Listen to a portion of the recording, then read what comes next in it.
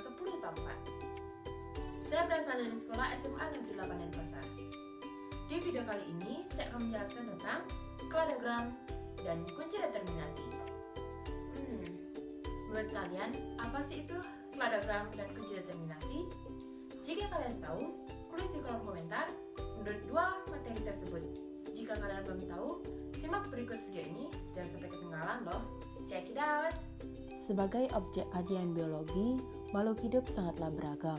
Karenanya, untuk memudahkan dalam mempelajari, para ilmuwan pun melakukan klarifikasi. Klarifikasi makhluk hidup sendiri bisa diartikan sebagai pengelompokan makhluk hidup berdasarkan ciri-ciri atau karakteristik tertentu yang dimilikinya. Untuk lebih memudahkan lagi, biasanya sih kita juga dapat melakukan dengan membuat kladogram. Nah, apa sih ini? Klarifikasi makhluk hidup memungkinkan kita untuk mengetahui sejarah evolusi organisme dengan melihat persamaan dan perbedaan ciri. Ilmuwan dapat mengonstruksi pohon kehidupan dan memperkirakan organisme tersebut berevolusi dari mana. Ilmu yang mempelajari tentang sejarah evolusi, organisme dan hubungan kekerabatan dengan organisme lain ini disebut filogenetik. Hubungan filogenetik antara organisme sendiri dapat digambarkan melalui pohon filogenetik atau kladogram. Pengertian kladogram.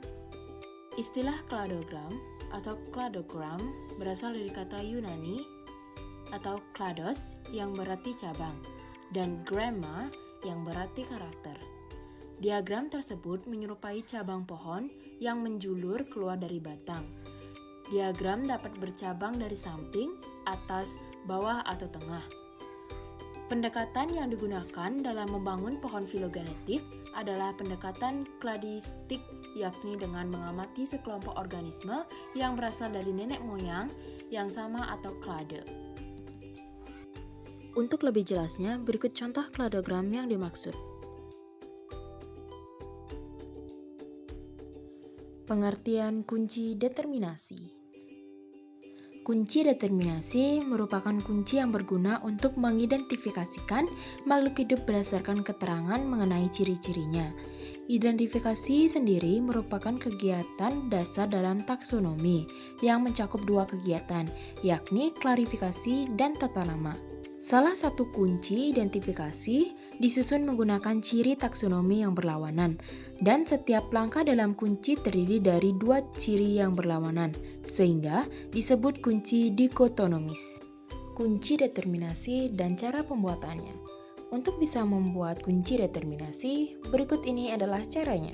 Yang pertama, kunci harus dikotom atau berlawanan, sehingga satu bagian dapat diterima sedangkan yang lainnya ditolak.